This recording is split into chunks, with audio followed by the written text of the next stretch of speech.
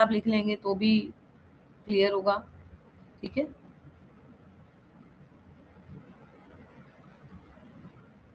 Okay, next poem discuss करें। अ far cry from Africa, ये बहुत इंपॉर्टेंट पोएम है ये।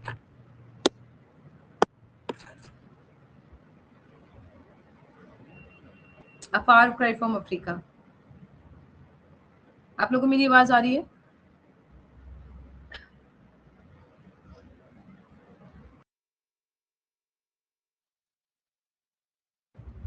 Yes, okay. तो इस पोएम में आपको कोलोनिज्म की थीम देखने को मिलेगी, तो हम इसमें से दो क्वेश्चन करेंगे, एक कोलोनिज्म की थीम और दूसरा डिवाइडेड आइडेंटिटी, ठीक है।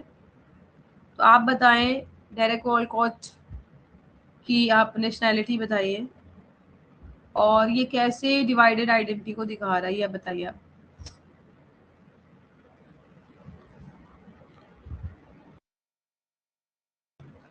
डेरेक वॉलकॉट किस दो नेशनैलिटी की बात कर रहे हैं?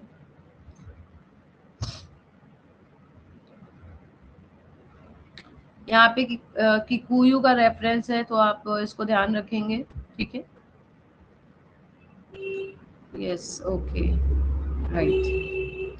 चलिए देखते हैं, a far cry from Africa theme based question देखते हैं।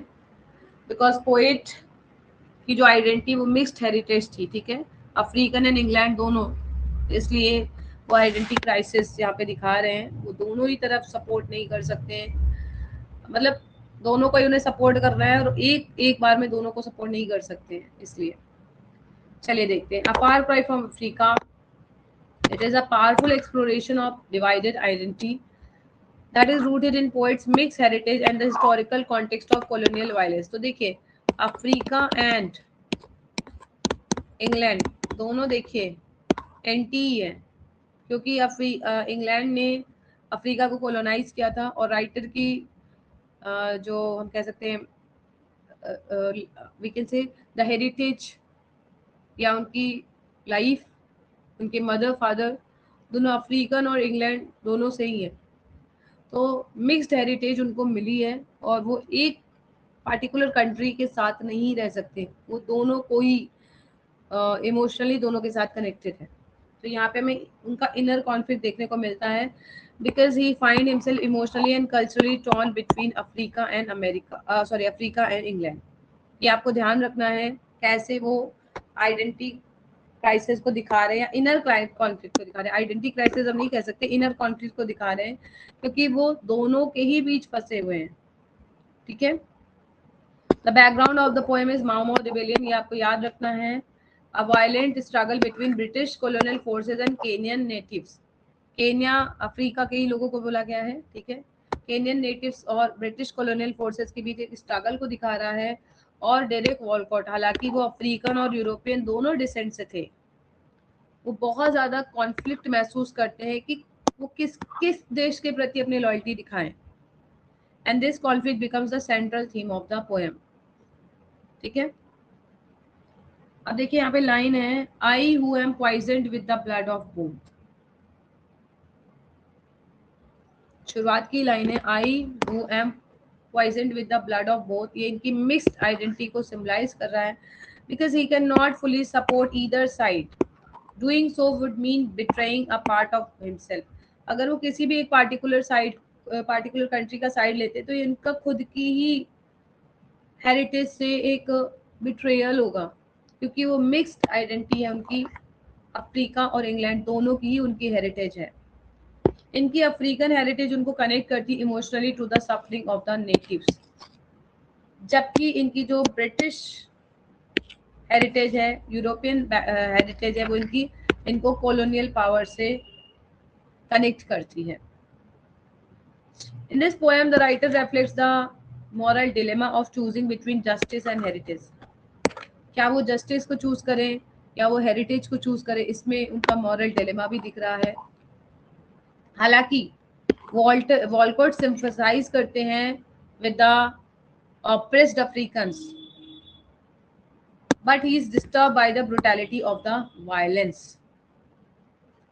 ऐसा नहीं है कि वो ब्रिटिश डिसेंट से है तो ब्रिटिश की क्रुएलिटी को वो सपोर्ट कर रहा है, ऐसा नहीं है। लेकिन वो खुल के साथ नहीं दे सकते हैं।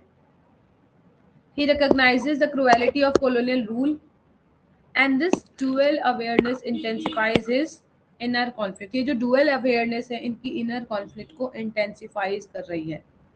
लास्ट की लाइन बहुत इंपॉर्टेंट है, आपको लास्ट की लाइन याद रखनी होगी, ठीक है। शुरुआत की लाइन आप याद रख सकते हैं, लास्ट की लाइन ये है I who am poisoned with the blood of both, where shall I turn? Divided to the vein. I who have cursed the drunken officer of British rule, how choose between this Africa and the Indian tongue I love? Betray them both or give back what they give. How can I face such slaughter and be cool? How can I turn from Africa and live? तो जितनी भी lines मैंने बताई है ये इनके inner conflict को दिखा रही हैं, ठीक है। इसमें से आप 2 से 3 लाइन आप याद कर सकते हैं, एक एक स्टेटमेंट की आप लाइन याद कर सकते हैं। जैसे यहाँ पे एक लाइन है, how can I turn from Africa and live, last की लाइन है ये इनके स्ट्रगल को दिखा रही है, डेप्थ ऑफ स्ट्रगल को कैप्चर कर रही है, बिकॉज ये क्वेश्चन अनरिजॉल्व रह जाता है, इसमें कोई आंसर नहीं दिया है इन्होंने, ठीक है। रेटोरिकल क्वेश्चन हम कह सकते हैं। पोस्ट कॉलोनियल वर्ल्ड में जो इनकी कॉम्प्लेक्सिटी ऑफ आइडेंटिटी उसे एम्फसाइज कर रहा है। And Volker does not provide any clear answer, क्योंकि ऐसे कॉन्फ्लिक्ट को आप रिजॉल्व नहीं कर सकते, right. So in conclusion, it can be said that this poem powerfully portrays the theme of divided identity through personal reflection and historical context. आपको personal reflection भी देखने को मिलेगा, हिस्टोरिकल कॉन्टेक्स्ट वो भी देखने को मिलेगा। And Derek Walcott highlights the psychological and emotional consequences of colonialism. आपको इमोशनल कॉन्सिक्वेंस, साइकोलॉजिकल कॉन्सिक्वेंस देखने को मिलेगा, which makes the poem a profound commentary of identity and belonging, ठीक है। तो क्या आपको समझ में आया, बताइए। इसमें आपको शुरुआत की जो 2 स्टैंजास देखने को मिलेंगे, वो जो माओ रिबेलियन है उसके बारे में आपको देखने को मिलेंगे, ठीक है। और लास्ट के जो स्टैंजास है, लास्ट के 2 स्टैंजास, इसमें आपको राइटर का इनर कॉन्फ्लिक्ट देखने को मिलेगा। नेक्स्ट है theme of colonialism and moral conflict in apartheid from Africa. तो आज का ये लास्ट क्वेश्चन है जो हम डिस्कस करेंगे। So this poem is one of the most powerful exploration of colonialism and the deep moral conflict that is felt by the writer. इसका background आपको पता है, माओ rebellion. The poem examines the brutality of colonial rule as well as the violence of resistance. यहाँ पर आपको brutality दिखेगी colonial rule की, और रेजिस्टेंस भी देखने को मिलेगा, वायलेंस ऑफ रेजिस्टेंस, ठीक है। जिससे आपको एक कॉम्प्लेक्स और बैलेंस पर्सपेक्टिव देखने को मिल रहा है। एक तरफ आपको ब्रूटैलिटी देखने को मिलेगी और एक तरफ केनियन पीपल कैसे उस ब्रूटैलिटी को रेजिस्ट कर रहे हैं वो भी देखने को मिलेगा। Walcott vividly portrays the horror of colonialism through striking imagery. तो शुरुआत में आप देखते हैं इन्होंने बताया है Africa was a paradise. Starting की लाइन है, आप देखिए, corpses are scattered through a paradise, only the warm colonel of carrion cries, waste no compassion on these separate dead, ठीक है। तो ये अफ्रीका को पैराडाइज रेफर करते हैं जो पूरा आप ब्लड शेड में कन्वर्ट हो चुका है, जहाँ पे आपको पूरे लैंड में ब्लड शेड ही केवल दिखेगा। And in this poem, poet emphasizes how colonial exploitation has disrupted its natural beauty and harmony. Colonial exploitation के कारण कैसे अफ्रीका की नेचुरल ब्यूटी और हार्मनी एक्सप्लॉइट हो चुकी है, खत्म हो चुकी है, डिस्टर्ब हो चुकी है, इसको भी दिखाया गया है। The violence inflicted by colonial powers is implicit in the suffering of the native population. और जो भी नेटिव लोग हैं, अफ्रीका के जो लोग हैं, उनके ऊपर जो वायलेंस हुई है कॉलोनियल पावर की वजह से, वो क्लियरली विजिबल है, जिनके लैंड को, डिग्निटी को वायलेट किया गया है। At the same time Walcott does not romanticise the African resistance. Same time पे आप ये भी देख सकते हैं कि अफ्रीकन रेजिस्टेंस को वॉलकॉट रोमांटिसाइज नहीं करते हैं। He describe the Mau fighters in harsh terms. Savage बोल रहे हैं, वो बीस्ट बोल रहे हैं, जो कि brutality of the conflict and poet के ट्रबल्ड पर्सपेक्टिव को दिखा रहा है। मतलब ऐसा नहीं है कि अफ्रीका के साथ गलत हुआ है तो अफ्रीकन को पूरी तरह से सपोर्ट कर सकते, क्योंकि माओ रिवोल्यूशन में उन्होंने भी वायलेंस दिखाई है, सैवेजरी दिखाई है, तो ये पूरी तरह से अफ्रीका को सपोर्ट नहीं कर सकते। So this dual portrayal reveals that violence, चाहे वो कॉलोनाइजर्स करे चाहे कॉलोनाइज करे, डिस्टर्बिंग है, इक्वली डिस्टर्बिंग है। आपको यहाँ पे पोएट का मॉरल कॉन्फ्लिक्ट भी देखने को मिलेगा, जो इस पोएम की मेजर थीम हम कह सकते हैं, कोर आइडिया कह सकते हैं, जिसपे पोएट ये कहते हैं, I who am poisoned with the blood of both. यहाँ पे देखिए पॉइजन्ड वर्ड भी बहुत ज्यादा स्ट्राइकिंग है, ठीक है। ये इंडिकेट कर रहा है इनकी मिक्स्ड हेरिटेज को, अफ्रीकन एंड यूरोपियन हेरिटेज को, and this dual identity makes it impossible for him to take any clear side. अगर वो सपोर्ट करेंगे अफ्रीकन को, मतलब कि वो यूरोपियन रूट्स के साथ रिसीव कर रहे हैं, उसके साथ धोखा कर रहे हैं। अगर वो ब्रिटिश के साथ, ब्रिटिश को सपोर्ट करेंगे तो अफ्रीकन एंसेस्ट्री के साथ बेट्रेयल होगा। तो ये किसी पार्टिकुलर के साथ सपोर्ट नहीं कर सकते हैं, ठीक है। In the later part, we see that the poet expresses his dilemma through the lines, "How choose between the Africa and the English tongue I love." Language भी अभी हमने कमला दास पे भी देखा, language is a tool for expression and language is a cultural identity also. कि पहले के time में इंग्लिश जो थी वो किसकी लैंग्वेज थी? कॉलोनियल लैंग्वेज थी, कॉलोनियल पावर की लैंग्वेज थी। तो यहाँ पे इनका कहना है कि अफ्रीकन या इंग्लिश में से कोई एक लैंग्वेज को चूज नहीं कर सकते हैं। दोनों लैंग्वेज इनके हेरिटेज को दिखा रही है, दोनों लैंग्वेज इनकी कल्चरल आइडेंटिटी को कोरिलेट कर रही है, इनके इमोशनल अटैचमेंट को दिखा रही है।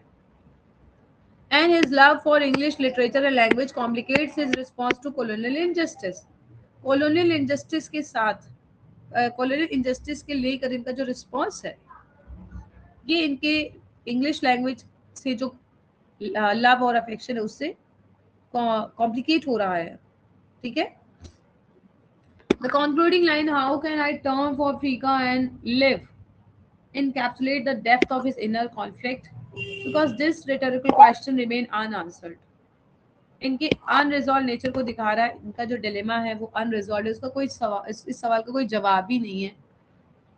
इस पे ये भी आपको समझ में आ रहा है कि जो लेगेसी है कॉलोनिज्म की, वो किसी भी व्यक्ति के ऊपर लास्टिंग साइकोलॉजिकल एक इम्पैक्ट डालती है, डिविजन्स डालती है, जिसे इजिली रिकॉन्साइल नहीं किया जा सकता है, ठीक है।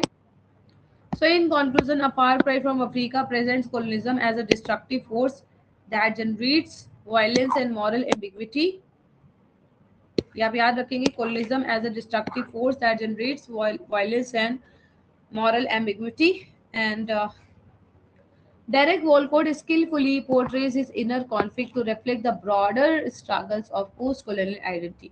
यहाँ पे आपको post-colonial identity का एक बड़ा पहलू देखने को मिलेगा, एक बड़ा स्ट्रगल देखने को मिलेगा जो राइटर फेस कर रहे हैं। एंड इस पोएम में आपको कॉलोनिज्म की क्रिटिक भी देखने को मिलेगी, एंड उसका लोगों पे, सोसाइटी पे क्या एंड्योरिंग प्रभाव पड़ा वो भी आपको देखने को मिलेगा, ठीक है।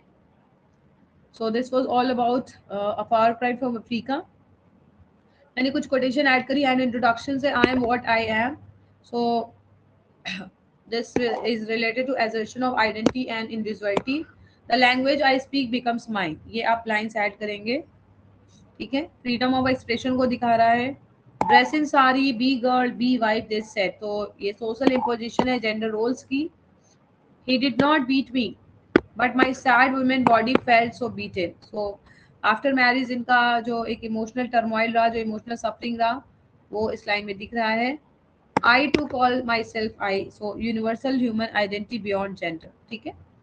इसमें से आप और भी लाइंस ऐड कर सकते हैं, जो भी आपको लाइंस अच्छी लग रही है, इसलिए मैंने आपको बोला है एलटी प्री की नोट से आप पोएम को डायरेक्ट देखेंगे और वहां से लाइंस आप ऐड करेंगे, क्योंकि जरूरी नहीं है कि जो लाइन मैं आपको बताऊं वो आपको अच्छी लगे या वो आपको याद करने में आसानी हो। तो आपने पढ़ा है तो आपको पता होगा कि कौन सी लाइंस आपको अच्छी लग रही हैं, और आंसर पढ़ने के बाद अब आपको इतना तो समझ में आ रहा है कि कौन सी लाइन ऐड करनी जरूरी है।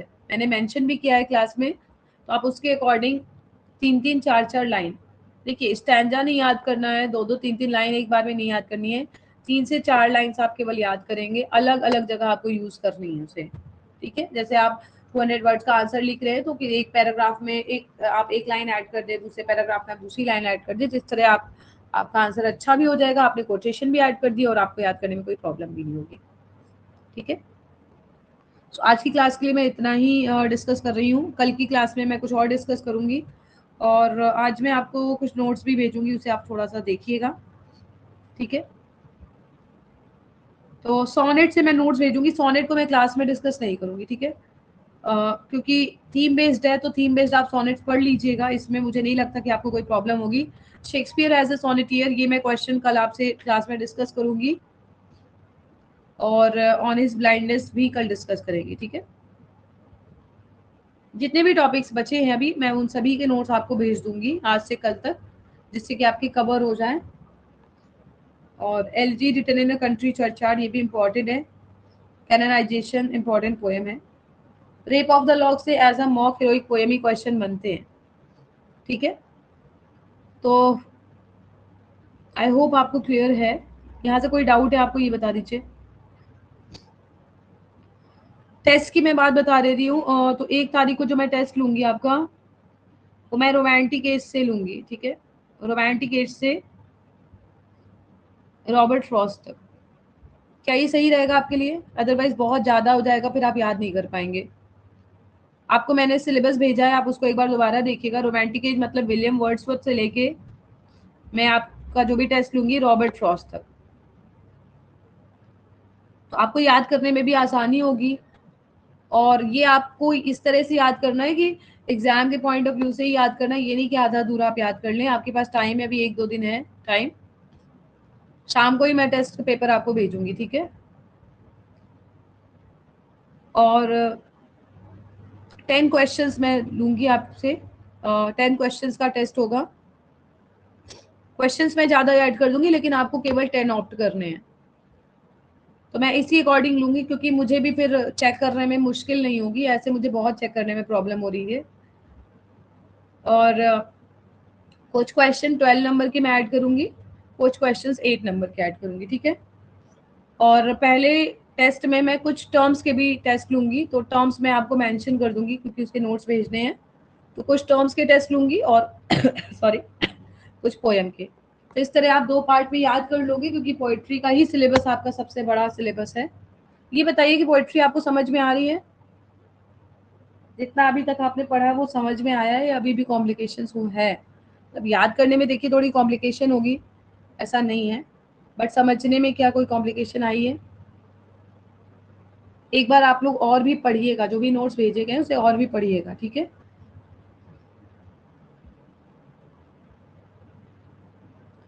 ओके, मैं आपको ये भी मेंशन कर दे रही हूँ कि लिटरेरी टर्म्स में मैं कहाँ से कहाँ तक लूंगी। तो एलेग्री से मॉक एपिक तक आप प्रिपेयर कर लीजिएगा।